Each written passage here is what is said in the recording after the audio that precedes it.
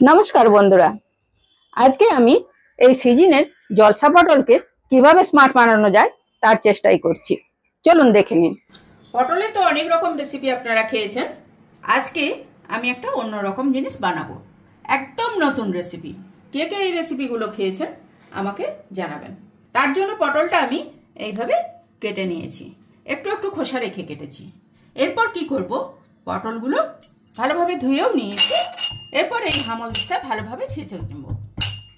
এর সঙ্গে দিয়ে দিলাম গোটা কয়েক রসুন, ওটাও এর সঙ্গে থেতো করে নেব। এইভাবে আপনারা শিলনোড়াতেও থেতো করতে পারেন আর হামালদিস্তাতেও করতে পারেন, তবে খুব মিহি কিন্তু পেস্ট করলে হবে না।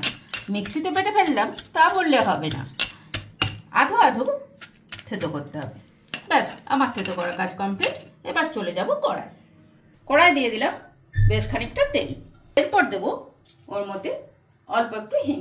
আপনারা যদি কেউ হিং খেতে না চান বা কারো যদি হিং খাওয়া বারণ থাকে তাহলে দেবেন না, তাতেও স্বাদের বিশেষ কোনো হেরফের হবে না। আমরা হিং খেতে পছন্দ করি তাই আমরা হিং দিয়েছি।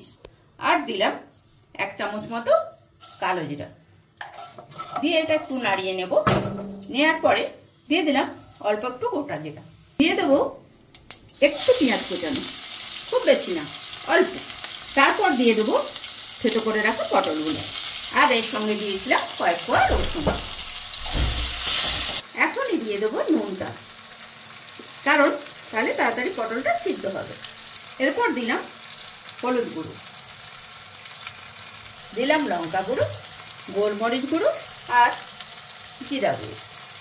এর সঙ্গেই দেবো অল্প একটু আদা রসুনের পেস্ট। এবার এটা একটু ঢাকা দিয়ে গ্যাস কমিয়ে দিতে হবে যাতে পটলটা সিদ্ধ হয়। 5 মিনিট এইভাবে রেখে ঢাকাটা খুলে দেখি কি অবস্থায় আছে। একদম রেডি মনে হচ্ছে। হ্যাঁ, পটলটা সুন্দর সিদ্ধ হয়ে গেছে আর তেল ছেড়ে এসছে। এই তেলটা মাখে ভাত খেতে এত ভালো লাগবে ভাবতেও পারছেন না।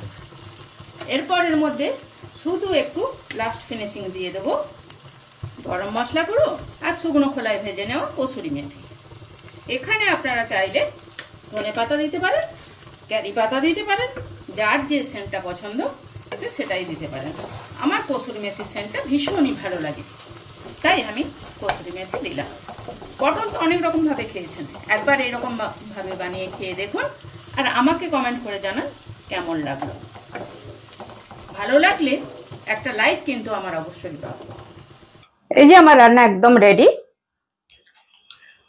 আপনারা খেয়ে দেখে বলুন তো এটা সত্যিকার স্মার্ট পটল হয়েছে কিনা।